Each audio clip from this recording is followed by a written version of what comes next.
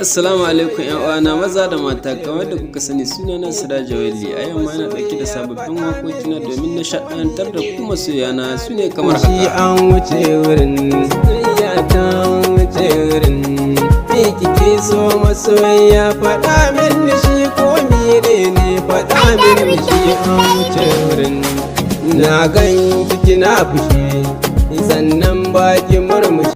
Kuma wannan waƙoƙin za su fito na a ranar 10 ga watan Nuwamba shekara ta 2022 a cikin wannan shekara da muke ciki. Insha Allah ga masu buƙatar neman wannan waƙoƙin nawa za su iya bina a channel ɗina mai suna Zarumai TV. Insha Allah masu neman ƙarin bayani kuma za su iya tuntuɓa ta a lamba ta kamar haka 82 21 18 a nan babban birnin Mali za su iya samun buɗe. Insha Allah masoyana, na gode, ina muku fata alkhairi. Ko da dai soyayyar gaskiya